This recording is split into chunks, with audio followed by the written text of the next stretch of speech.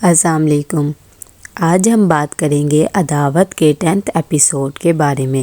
تو ویڈیو شروع کرنے سے پہلے ہمارے چینل کو سبسکرائب کر لیجئے اگر ابھی تک آپ نے نہیں کیا، تاکہ ہماری ہر نیو ویڈیو آپ تک پہنچ سکے۔ یہاں پر جواد سمجھاتا ہے عظمیٰ کو اور کہتا ہے کہ ماریہ کے ساتھ بالکل بھی اچھا نہیں ہوا، میرے خیال سے مجھے اپنا ہی شادی کا پرپوزل دے دینا چاہیے۔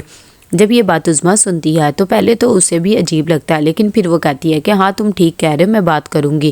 یہاں پر ازن بھی سب بچوں سے اور بیبی سے ملتا ہے اور کہتا ہے کہ اپنا بہت زیادہ خیال رکھنا، اور ساتھ ہی وہ چلا جانے کا کہتا ہے۔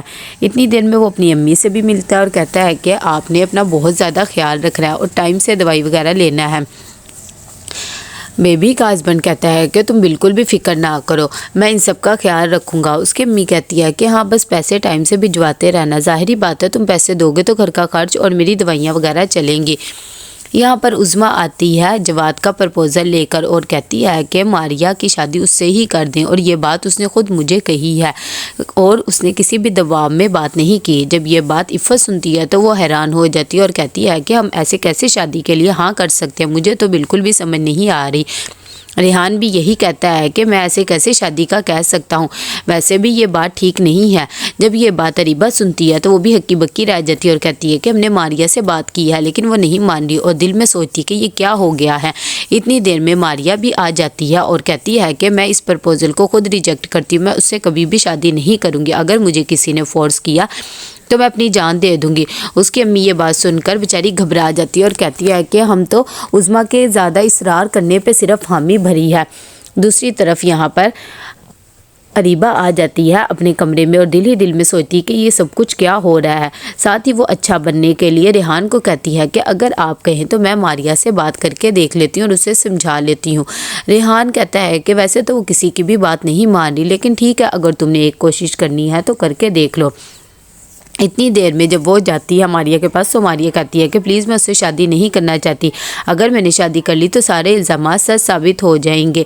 یہاں پر اریبہ دل میں سوچتی ہے کہ مجھے تو محنت ہی نہیں کرنی پڑے گی۔ اسے کہتی ہے کہ تم نے بہت ہی اچھا فیصلہ لیا ہے، بس اب تم پریشان نہ ہو۔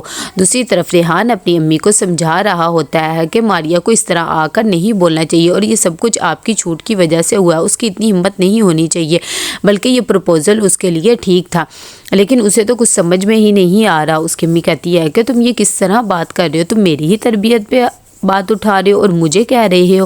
جب وہ اپنی امی سے ایسی باتیں کر رہا ہوتا ہے تو باہر کھڑی اریبہ بھی سن رہی ہوتی ہے اور سوچتی ہے کہ واہ یہ تو تیر بہت اچھا لگا ہے۔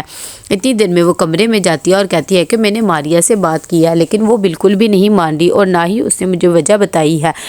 میں نے تو اسے بہت اصرار کیا ہے لیکن وہ کہہ رہی ہے کہ میں یہ شادی نہیں کرنا چاہتی۔ ساتھ ہی ریحان کو کہتی ہے کہ اب ہم کیا کر سکتے ہیں۔ ریحان بھی یہ بات سن کر پریشان سا ہو جاتا ہے اور اپنی امی کو کہتا ہے کہ دیکھا یہ کیا ہو گیا۔ کمرے میں جب اریبہ جاتی ہے تو کہتی ہے کہ مجھے تو بالکل بھی محنت نہیں کرنی پڑی، ایک طرف تو شادی بھی نہیں ہے، دوسرا ریحان اپنی امی سے بھی بدگمان ہو گیا ہے۔ یہاں پر پھر سے اچھی بننے کے لیے وہ کہتی ہے کہ میں نے ماریہ سے تو بات کی تھی لیکن اس نے مجھ سے ہی بدتمیزی کر لی اور مجھے کہا میرے معاملے میں نہ بولو۔ جب ریحان یہ بات سنتا ہے تو اسے بہت زیادہ غصہ آتا ہے، وہ کہتا ہے کہ میں ابھی اسے کہتا ہوں تم سے معافی مانگے، لیکن اریبہ کہتی کوئی ضرورت نہیں۔ دوسری طرف اتنی دیر میں عفت آتی ہے اور آ کے ریحان کو کہتی ہے کہ جواد آیا ہے، وہ تم سے ملنا چاہتا ہے۔ ریحان جب یہ بات سنتا ہے تو وہ حیران سا ہو جاتا ہے کہ وہ کیوں آیا ہے، پھر کہتا ہے کہ اچھا ٹھیک ہے ہم ابھی مل لیتے ہیں۔ یہاں پر اریبہ بھی دل میں سوچتی ہے کہ اب اس نے کیا مسئلہ کرنا ہے جو یہ یہاں پر آ گیا ہے۔ وہ لوگ فوراً نیچے جاتے ہیں تو جواد کہتا ہے کہ میں خود ایک دفعہ ماریہ سے بات کرنا چاہتا ہوں۔ پہلے تو اس کی امی منع کر دیتی ہیں لیکن جواد کہتا ہے کہ شاید وہ آپ لوگوں کو بتانا نہیں چاہ رہی ہے، میں خود اس سے اس رشتے کے بارے میں کنونس کروں گا۔ اس کی امی کہتی ہے کہ یہ بات اچھی نہیں ہے، تم ایسا نہ کرو اور میرے خیال سے بھی یہ سب نہیں ہونا چاہیے۔ تھوڑی دیر میں ماریہ بھی بول اٹھتی ہے کہ ماریہ کے لیے یہ ٹھیک نہیں ہے۔ اریبہ کہتی ہے لیکن ابھی وہ بات کر ہی رہی ہوتی ہے کہ ریحان اسے اجازت دے دیتا ہے اور کہتا ہے کہ تم جا کر اسے منا سکتے ہو۔ یہ بات دیکھ کر وہ تھوڑا سا ہکا بکا سا رہ جاتا ہے۔ فوراً جواد اس کے کمرے میں جاتا ہے اور اسے کہتا ہے کہ تم مجھ سے شادی کر لو، یہی سب کے لیے ٹھیک ہوگا اور تمہاری عزت بھی اس طرح ہی رہے گی۔ لیکن ماریہ کہتی ہے تم لبنہ سے محبت کرتے ہو، میں تم دونوں کے بیچ میں نہیں آؤں گی اور اس طرح تو سارے الزامات ہم دونوں پہ ہی ہو جائیں گے۔ यहाँ पर रेहान कमरे में आता है और आकर अरीबा को बताता है कि जवाद भी उल्टे पाँव चला गया क्योंकि मारिया ने मना कर दिया। ये बात सुनकर बहुत ज़्यादा खुश हो जाती है अरीबा और कहती है कि ये सब कुछ खाला अम्मी की वजह से हुआ, उसने उन्हें बहुत ढील दी हुई है। रेहान कहता है कि शायद तुम ठीक ही कह रही हो, अम्मी को ही ये सब करना नहीं आया, अब मैं खुद ये सब कुछ संभाल लूँगा। दूसरी तरफ यहाँ पर अरीबा सोचती है कि ये तो बस मुझे आया बना के रखा हुआ है, मुझे तो समझ में नहीं आता। सुबह होती है तो बहुत ज़्यादा खुश होती है, वो आयशा के साथ खेल रही होती है और उसे कहती है कि देखा कल कितनी ज़्यादा इंसल्ट हुई तुम्हारी दादों की और फूफो की। यहाँ पर अचानक से आयशा की तबीयत ख़राब हो जाती है। इफ़त आके कहती है कि इसे उल्टियाँ आ रही हैं। फ़ौरन जब उसे डॉक्टर के पास लाते हैं तो रेहान बहुत ज़्यादा परेशान होता है और कहता है कि तुम्हारी रिस्पॉन्सिबिलिटी है, तुमने इसे अकेला क्यों छोड़ा, तुम्हें इस घर में किस लिए लाया हूँ और क्या कर रही थी तुम।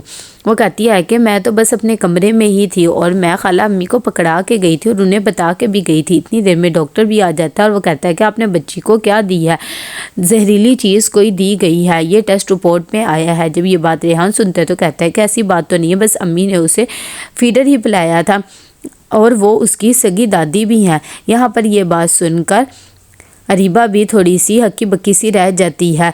दूसरी तरफ जब रेहान घर आता है तो अपना आपा खो देता है और अपनी अम्मी को कहता है कि आपने एक्सपायरी दूध मेरी बेटी को पिला दिया, उसकी जान जा सकती थी। इतनी देर में अरीबा आती है और दूसरा दूध का डब्बा लाती है और कहती है कि ये देखें ये ठीक वाला था, ये मैंने ओवन के ऊपर रखा था, आपने ये वाला क्यों दूध दिया। जब ये बातें रेहान सुनता है तो उसे और गुस्सा आ जाता है और वो कहता है कि आप लोग देख नहीं सकते थे, उल्टा बहस में लग गए हो, कहाँ पर सबका ध्यान था। मारिया कहती है कि भाई मैं तो अपने कमरे में थी। उसे इस बात पर भी गुस्सा आता है और कहता है कि आज के बाद अगर अरीबा तुमसे भी ये काम नहीं होता तो मुझे बता दो, लेकिन मैं अब बिल्कुल भी इस मामले में लापरवाही नहीं देखूँगा। यहाँ पर अरीबा बेचारी जल्दी से बच्ची को लेती है और खामोश हो जाती है। दूसरी तरफ दिल में सोचती है कि ये सब उसी का प्लान था, उसने दूध का डब्बा चेंज किया था।